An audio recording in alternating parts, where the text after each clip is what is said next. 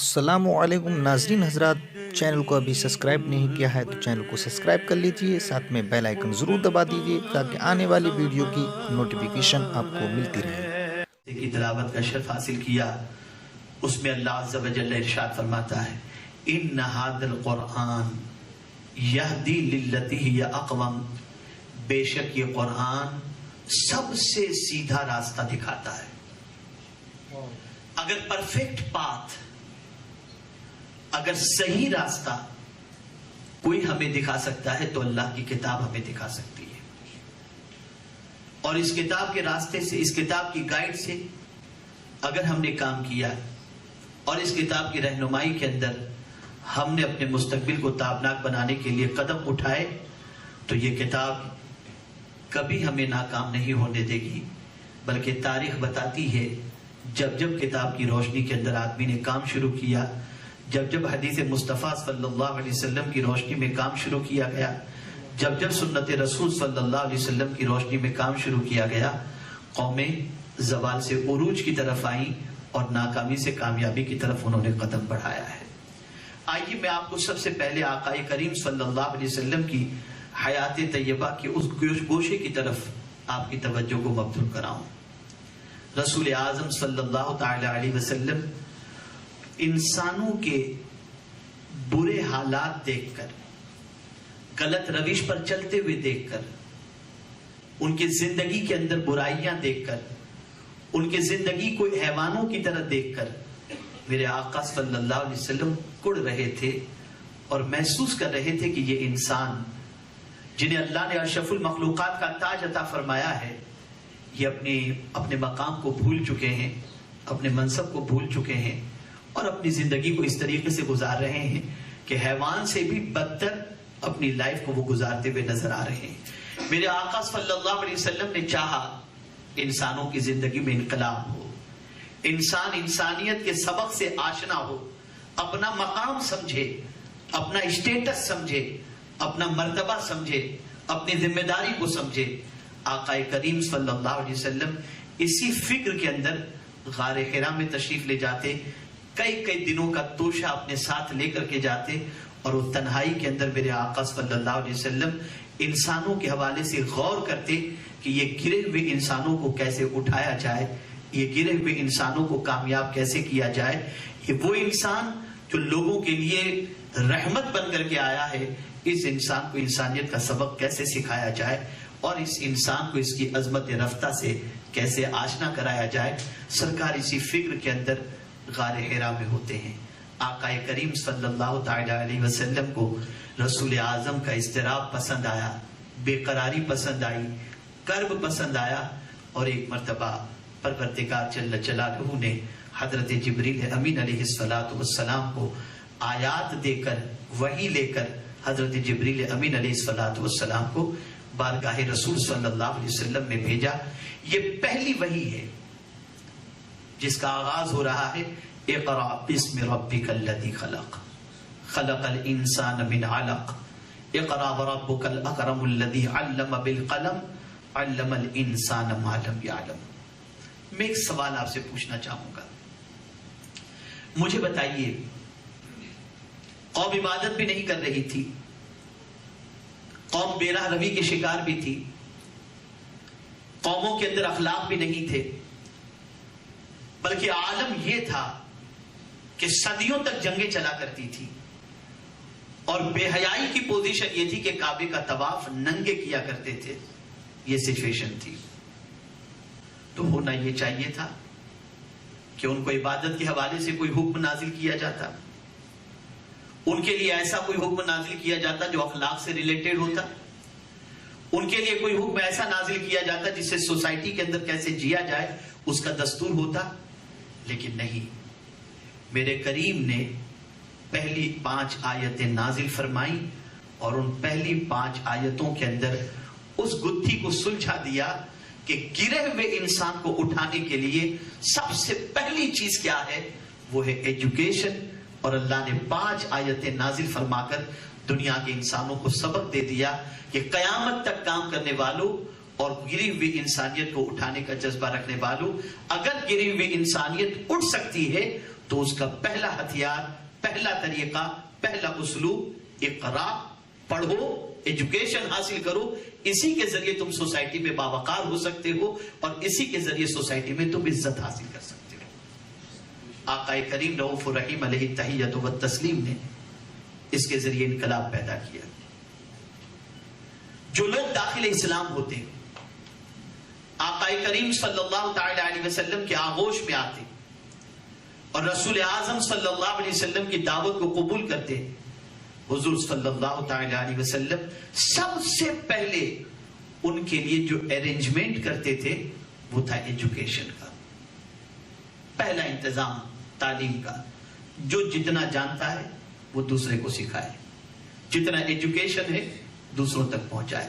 آپ اندازہ لگائیں رسول اعظم صلی اللہ تعالی علیہ وسلم نے جب اسلام کی دعوت کا کام شروع فرمایا تب آپ جانتے ہیں پورے مکہ کے اندر 17 بلکہ حجاز کے اندر صرف 17 آدمی لکھنا پڑھنا جانتے تھے. لیکن جب رسول اعظم صلی اللہ علیہ وسلم اس دنیا سے تشریف لے جاتے ہیں تو 1 لاکھ سے زیادہ لوگوں کے ہاتھوں میں حضور نے قلم عطا کر دیا تھا. یہ انقلاب تھا، یہ ایجوکیشنل انقلاب تھا. اس وقت آپ دبئی کی سرزمین پر ہیں، آپ میں سے بہت سارے بہت بڑے عہدے پر ہیں. کس چیز نے آپ کو عہدے پر پہنچایا؟ کیا خاندان کی بنیاد پر؟ کیا فرینڈشپ کی بنیاد پر؟ کیا تعلقات کی بنیاد پر؟ نہیں. آپ کا کسی سے کوئی تعلق ہو یا نہ ہو، لیکن اگر آپ کا ایجوکیشن سے تعلق ہے تو یہ ایجوکیشن آپ کو بڑے عہدے کا مالک بنا دیتا ہے اور آپ ایک ان نون پرسنالٹی کی حیثیت سے آپ ہوتے ہیں. لیکن یہی ایجوکیشن آپ کو نون بنا دیتا ہے، ویل نون بنا دیتا ہے اور آپ دنیا کے اندر ایک اچھے انسان کی حیثیت سے اپنا تعارف کراتے ہیں. اور پھر کیفیت یہ ہوتی ہے کہ آپ خود اکیلے ایجوکیشن کے بیس کے اوپر اپنی فیملی کی بھی کفالت کرتے ہیں اور بہت سارے نادار لوگوں کی تعلیم کا بوجھ بھی اور ذمہ داری بھی اپنے کاندھے پر اٹھا کر ان کو اس راستے پر لے جانے کی کوشش کرتے ہیں. تو ایک تعلیم یافتہ انسان کس طریقے سے سوسائٹی کے رخ کو موڑ دیتا ہے. آپ کسی کا انٹروڈکشن کرائیے. یہ صاحب ہیں، ان سے ملاقات کیجئے. یہ شیخ الحدیث ہیں، ماشاءاللہ. یہ مفتی صاحب ہیں، ماشاءاللہ. یہ ڈاکٹر ہیں، ماشاءاللہ. یہ جیولوجسٹ ہیں، ماشاءاللہ.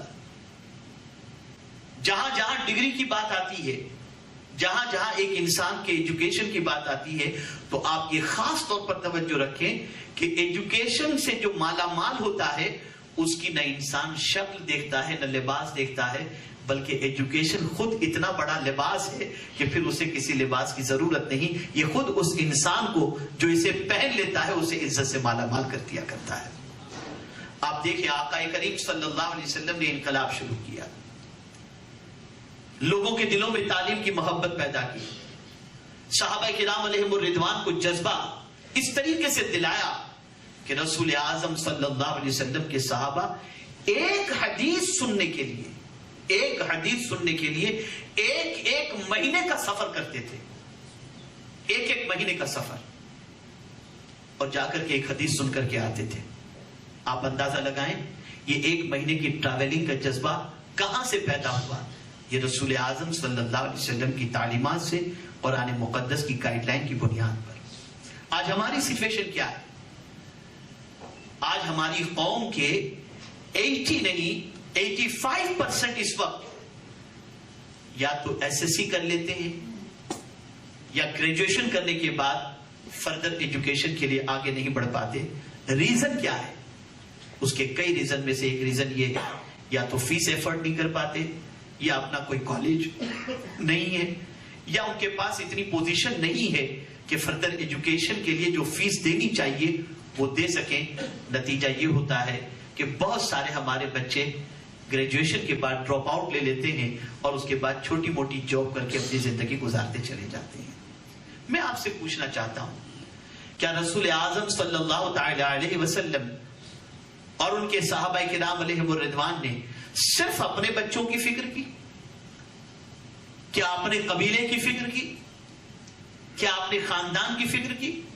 نہیں، بلکہ آج میں آپ کو ایک ایسی سوچ دینے جا رہا ہوں جس سوچ کو اگر آپ نے اپنی زندگی کی آخری سانس تک اپنے دل میں محفوظ کر لیا تو یہ سوچ کبھی آپ کو چین سے بیٹھنے نہیں دے گی، ہمیشہ آپ کو حضور صلی اللہ علیہ وسلم کی امت کے لیے فلاحی کام کے لیے آگے بڑھنے کا جذبہ عطا کرے گی۔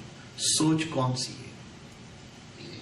دنیا میں بہت سارے انسان آئے اور چلے گئے، آئیں گے اور چلے جائیں گے، لیکن ان آنے والوں کے اندر میرے آقا صلی اللہ علیہ وسلم بھی تشریف لائے۔ لیکن جس طریقے سے حضور سب سے افضل و اعلیٰ ہیں، ایسے ہی حضور صلی اللہ علیہ وسلم کا آنے کا جو انداز تھا وہ بھی سب سے عرف و اعلیٰ ہے۔ دنیا میں انسان آتا ہے، روتا ہوا آتا ہے، بلکتا ہوا آتا ہے، اس طریقے سے اس کی ولادت ہوتی ہے، لیکن اللہ اکبر، میرے آقا صلی اللہ علیہ وسلم تشریف لائے، تشریف لاتے ہی سجدے میں چلے گئے۔ اللہ اکبر کی صدا سرکار کی زبان پر جاری ہوئی، اور اس کے بعد ایک عظیم سوچ حضور نے عطا فرمائی۔ ابھی تو ولادت ہو رہی ہے، ابھی تو زمین پر قدم رکھ رہے ہیں، اور آتے ہی ایک فکر حضور صلی اللہ علیہ وسلم نے عطا فرمائی، اور وہ فکر ہے رب ہب لی امتی، اے اللہ میری امت کو ہبہ فرما، میری امت پر کرم کی نظر فرما، میری امت کو بخش دے۔ یا رسول اللہ صلی اللہ تعالی علیہ وسلم، وقت ولادت آپ نے امت کو کیوں یاد فرمایا؟ تو جواب ملے گا تاکہ ہر آنے والا میرا امتی سیلفش نہ ہو، صرف اپنی یا اپنے اولاد کی فکر کرنے کی بجائے میری پوری امت کی فکر کرے۔ یہ میسج ہمیں مل رہا ہے، یہ پیغام ہمیں مل رہا ہے، لیکن ہمارا حال کیا ہے؟ ہم نہیں سوچ رہے۔ ہماری قوم کا کوئی بچہ اگر ڈرگز لے رہا ہے ہوگا، لیتا ہوگا۔ ہماری قوم کا کوئی بچہ گلی میں بھیک مانگ رہا ہے، مانگتا ہے کسی اور کا بچہ ہوگا۔